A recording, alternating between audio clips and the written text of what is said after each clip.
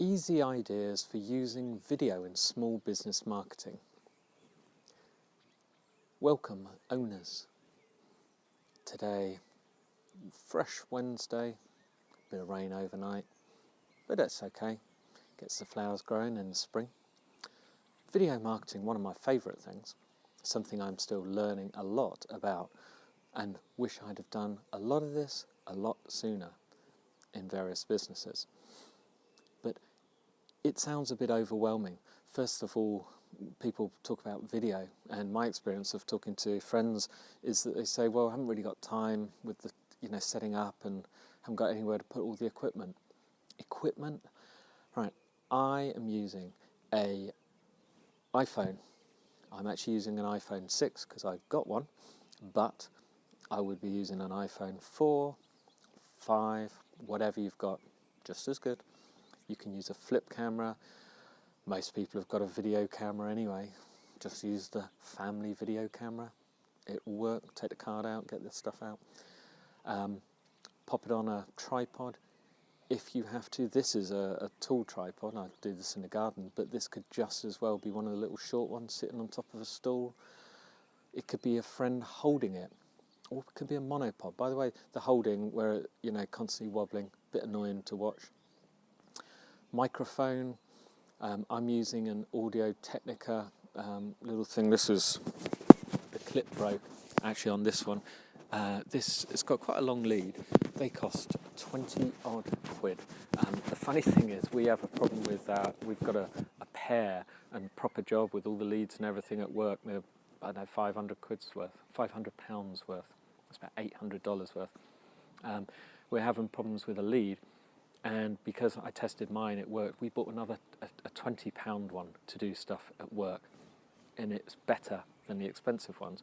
And when it goes into the iPhones have some different stuff in the iOS to stop cheap and nasty bits working.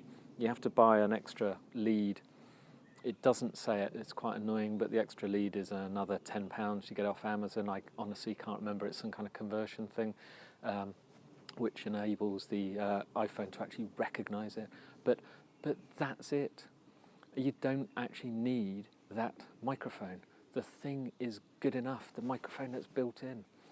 That's all. Beyond that, you just upload. So no excuses. What can you do? If you look in YouTube, that's how you'll find what to do. Look up the stuff that is in your niche, your services, your products, and find out what everyone else has done. And then get in, join the game. Once you've got a few of those, once you start getting an audience, you can think of improving it, making it better. Constantly be improving things. That's a way to constantly better yourself in business, in life, in everything. That's how everything gets better and better. But what do you do? You'll find the titles of what other people have done. The best ones are how to.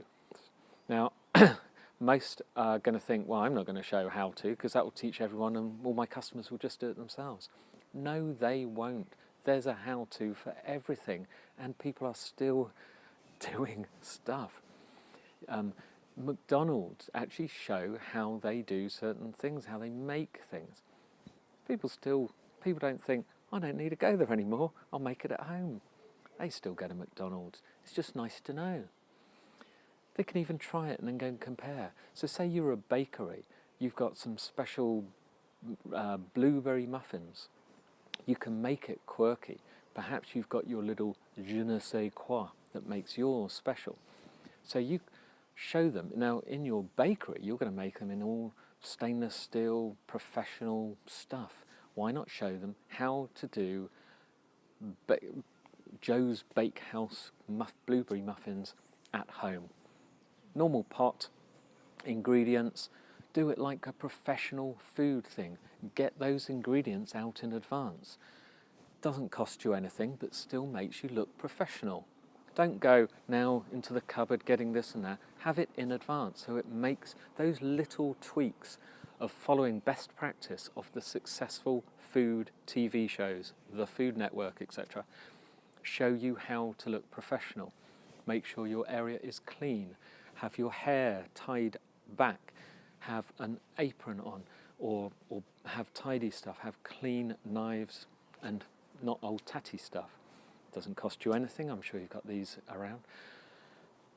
Show them how to make it, and then if you say, now at Joe's Bakery we have a special recipe that makes them special, and this is the part where cover your eyes, I'm going to show you, and you can go, just pouring it in now. Okay, you can come back. Look, do you know, you might not have put anything in.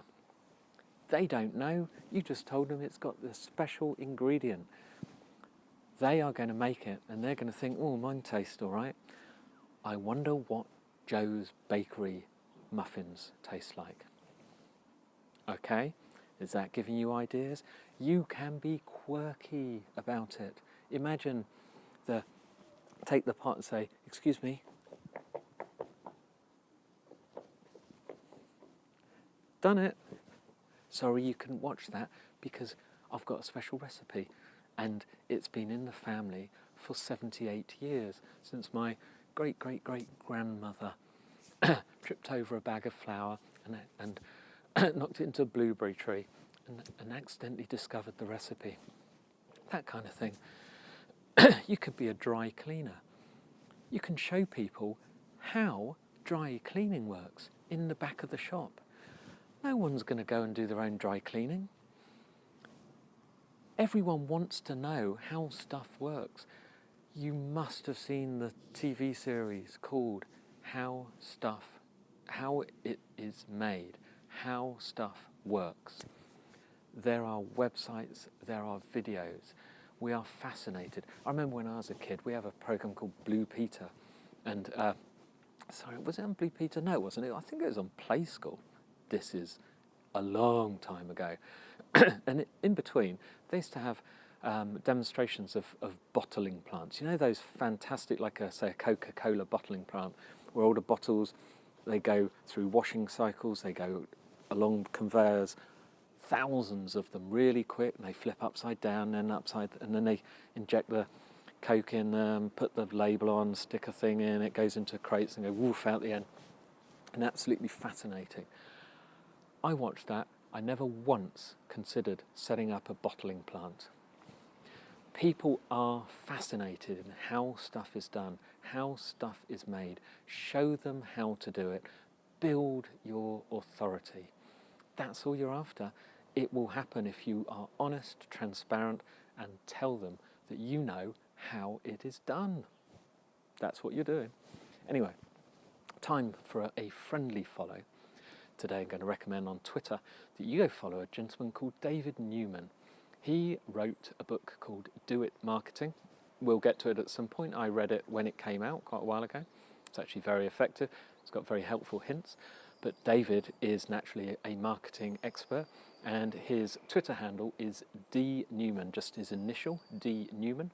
You'll find the notes and links to things that I mention in for every single podcast on the marketingforowners.com/podcast part of the website. Everything's there. But David has some very helpful information to share. You can look at his blog and his website. He's got a lot. Even read his book. I think it's recommendable. And I'll cover it in the book session on another show. But go follow D Newman at Twitter. I'll see you tomorrow.